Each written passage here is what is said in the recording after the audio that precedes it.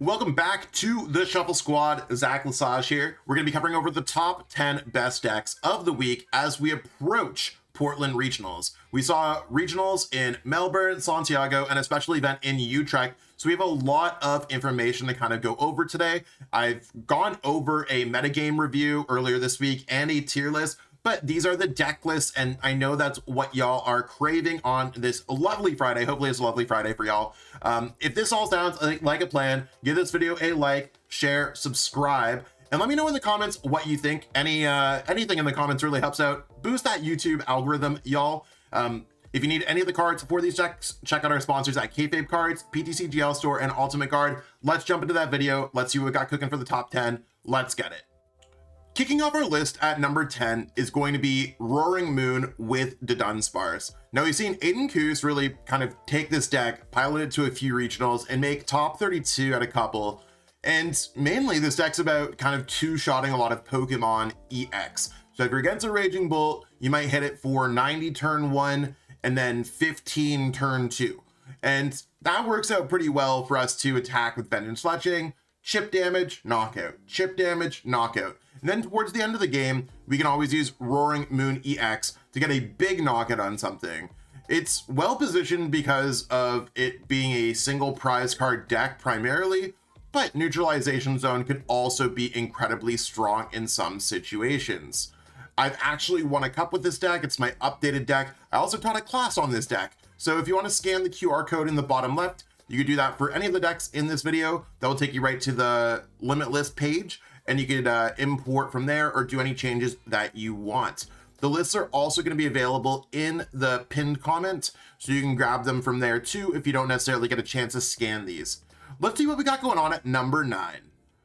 Sliding into the lower half of the top 10 this week is Dragapult EX with Charizard. Now we saw quite a few of these over the past weekend where we had tournaments in Utrecht, Melbourne, and Santiago, and I kind of compiled the elements that I liked of each list, and it seemed to work out pretty well for me. We have a lot of big basic decks that have some kind of grass weak Pokemon like Teal Mask Ogrepon, and I figured Chi-Yu would be a strong answer to those Pokemon, or at least a Dango if you run into them. Otherwise, we have Pokemon League headquarters, so having a really good matchup against those is great. Jamming Tower improves your Gardevoir matchup, and at the end of the day, it's still a Dragapult deck and a Charizard deck kind of combined into one. So I think this hybrid deck, while it might not necessarily be as strong as a straight Dragapult or a Dragapult Dustar, certainly has a slightly different matchup spread and holds its own in this metagame as long as you're able to avoid some poor matchups.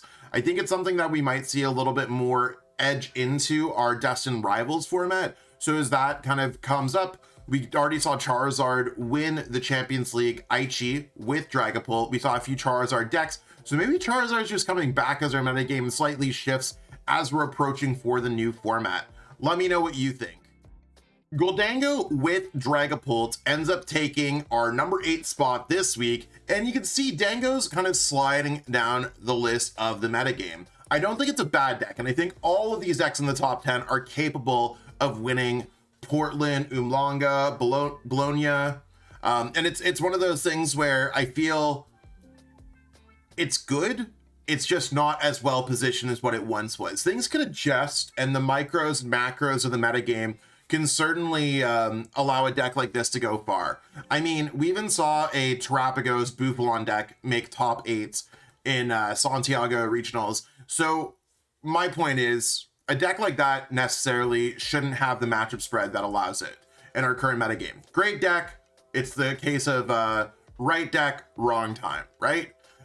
This is kind of the same case where it's like, I wouldn't be surprised if we saw one sneak into the top 8, but you have to avoid some seriously tough matchups.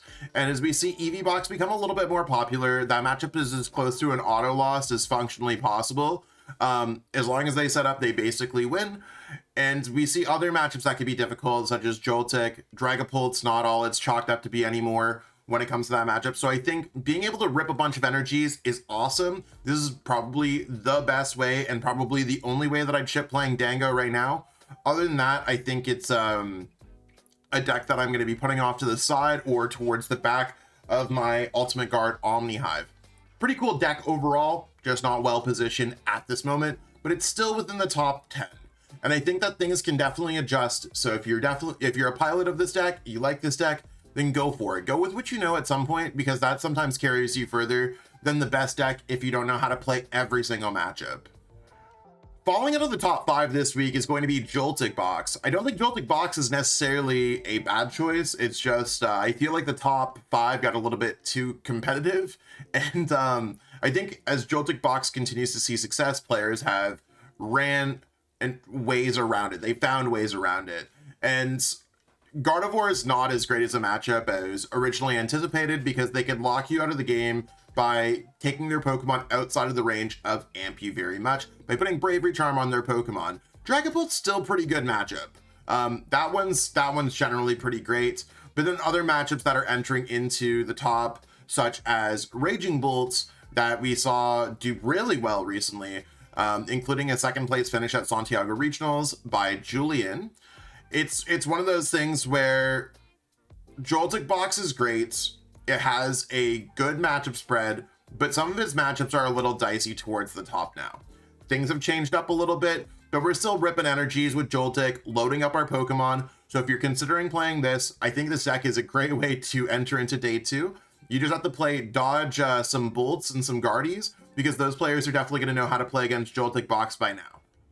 Another deck that's fallen down a little bit recently is Dragapult with Dustar. Before, this deck used to be between the first and the third deck, but I think that there's other decks that are just better positioned for the metagame than Dragapult Dustar. You struggle against the #1 deck in the game right now. You struggle against the #2 deck in the game right now.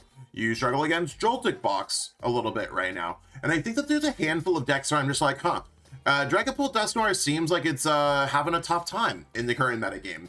And I think that it's not bad. By any means, it's not bad. Any deck on this list is not bad. I just think that there's better positioned decks that are above it. And as much as Dustar's Curse Blast can definitely aid Phantom Dive getting some knockouts, like, this is my favorite way to be playing Dragapults. It's just a little bit costly to cough up prize cards. And I could see anyone playing this deck and winning the regionals. It's not that, it's just that I think that there's better ways to be playing this deck. And I think that there's better answers to our current metagame. Things could change, but right now I think that it's not as well positioned as it previously once was. It hurts me a little bit to say, because this is one of the decks that I put the most time into, but it's at number 6. It's not at number 55, right? Like, it's a very great deck, just not as well positioned as it was a couple weeks ago. At the halfway point of this list this week, we have Eevee Box. Now, Eevee Box is a deck that I don't think gets nearly as enough love as it deserves, but it's kind of growing in the metagame. It saw some pretty decent finishes with a top 8 finish at Santiago, an asymmetrical cut finish at Melbourne, and of course we can't forget about Ian Robb's kind of OG top cut in Milwaukee. I played this deck at Monterey and I made day 2. I lost my I tied my win in to top 16. It happens. I think that it's a fantastic deck across the board with a lot of different options, and between Flareon and Sylveon you have enough of a metagame share that you're able to win. If you want to learn any more beyond just like my blurb, I did teach an entire class on this that's available on my Meta-Fi for like $5-10, something like that. Anyways, I added Wellspring to this deck, and I think Wellspring gives us some options that we previously didn't have, giving us an aggressive opportunity to go against Gardevoir. I'm not necessarily a huge fan of the Mew EX in this deck. I think that it's good to have some kind of footing against Unfair Stamp or Iono with Pheasantipity, but it hasn't really come in clutch for me. Also, I haven't got a chance to use its attack after powering it up with Crispin or using Flareon. So I think that Eevee Box is the type of deck that quietly will have some solid positions. It might not be the loudest deck like Gardevoir might be, but I think in terms of just overall positioning, it would be like number 5 this week. And I don't really see it changing too much next week, but of course we'll have to review the results of Portland after this weekend and determine where the metagame goes. At number 4, we have Terabox. I think Terabox is a slightly more wide range of techs than Eevee Box, and they're kind of the same deck, except Terabox has more of this overall metagame spread. Whereas Eevee Box is a little bit more direct and has a few more things to play around with, but I'd want to play Eevee in a more specialized metagame than playing it at a regionals, which is why I'm giving Terabox the nod of approval here. Being able to go more aggressive with Wellspring certainly has some options into both Gardevoir and Dragapult. Volcanion becomes more powerful as we see Terabox rise. We're able to get around Pikachu's Resolute Heart ability, and we also see that with the Joltic Box matchup as well. Really using the list that Josh Frank and Alex Szymanski played as a core from their Milwaukee run. I think that it's just a Terabox deck that's really strong. I think the list looks a little bit weird. Volcanion's a funny Pokemon, but overall it's been working amazing. And if you got a chance to try it out, I totally recommend it. You made it to the podium. Here's our bronze medalist. And of course, Raging Bolt's going to be at number 3. So Raging Bolt has it's been a little bit quiet this format. We saw some players like All Out Blitzel, Christian Fontenot, play this kind of builds earlier in Atlanta, Monterey, covered on a guide, all that great stuff.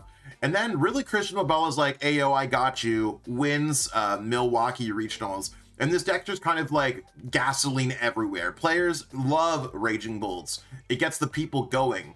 And I think that it's just better now than it was before, because like it just kind of clicked. And having the baby Bolt against Gardevoir, Dragapult, pretty good. It has an insane matchup spread that many people just don't necessarily see on paper because they're trying to play it like old Bolts. They're like, yep, I'm going to go second and I'm going to try to rip you into 2. It's not really how these Terabox decks work. It's a little bit better to be going first, fan call, setting things up, setting up a very kind of slow roll game where you're in control at every step of the way. I think it's tastefully teched right now. This deck is appropriately teched for the metagame to get around any of the Dragapult that are playing Maractus plus Genesect. So we do have the Turo, so we're not getting just necessarily Prime Catcher locked. I also have a Blood Moon Ursaluna for Mirror.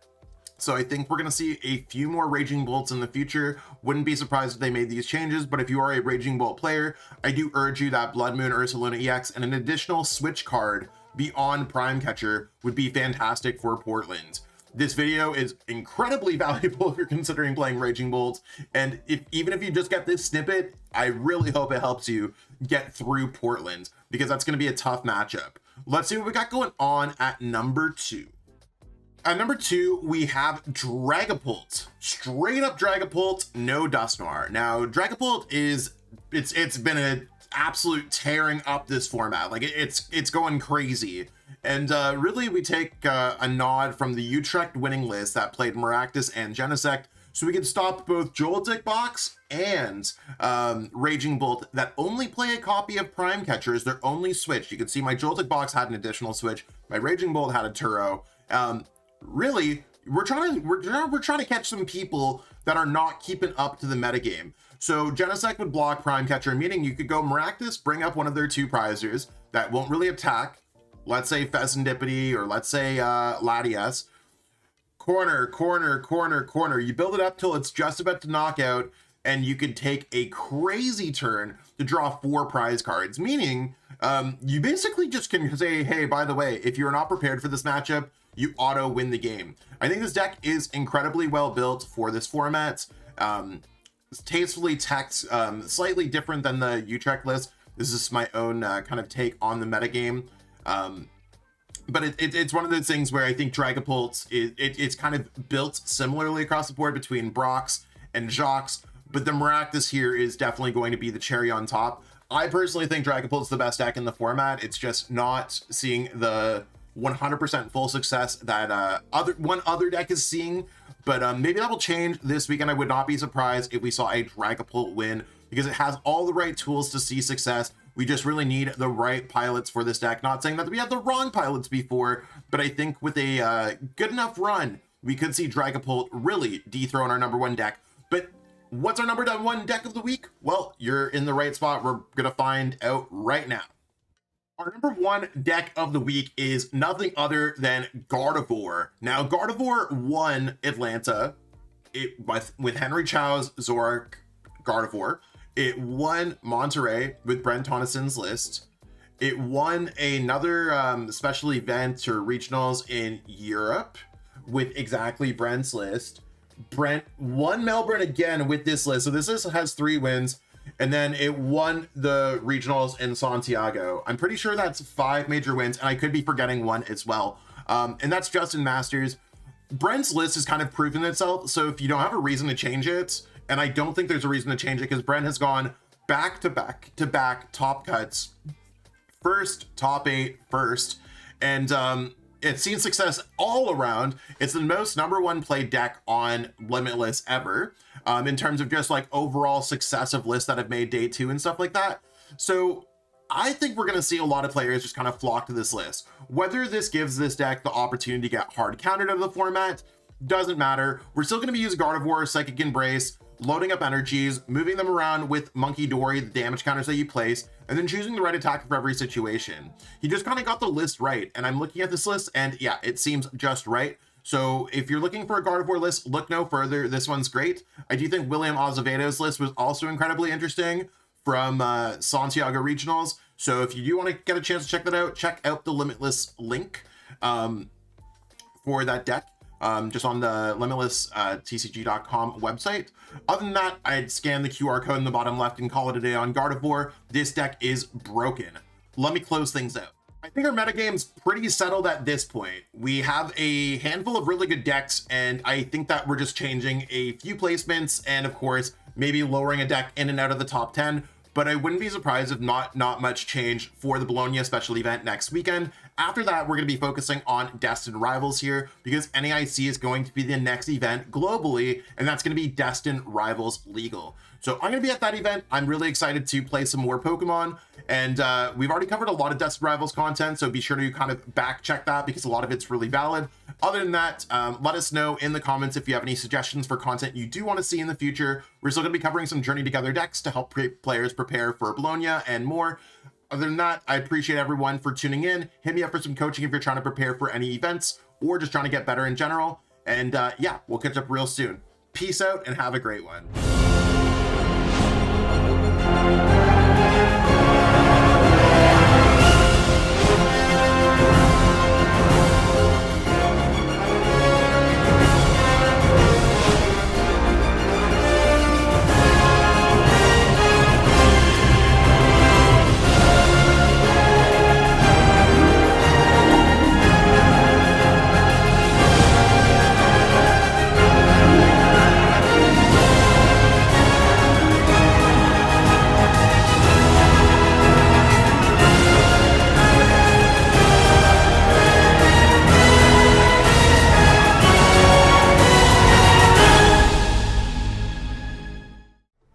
Want to support the Shuffle Squad? Be sure to check out all of our sponsors in the description to pick up Pokemon TCG singles, sealed, and PTCG live codes.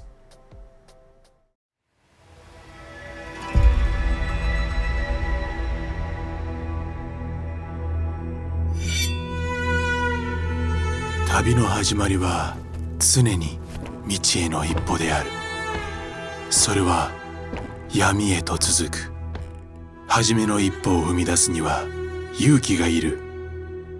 そして旅の終わりには旅を始めた時の自分とは別人になっているかもしれない。旅に出よう。物語の次の章がお主を待っている。将軍の道を歩め。侍の箱とともに。アルティメットガードが送る冒険の第一章。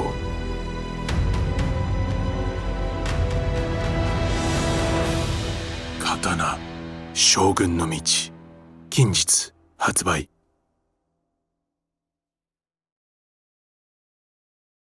Thank you so much for watching this video. I hope that you enjoyed the content that we have today, and maybe you'll click on one of these other videos, enjoy those videos too. If you haven't already, give this video a like, subscribe to the channel, and let us know in the comments what video you want to watch next. Until next time, we'll catch up with all y'all later. Have yourself a great day.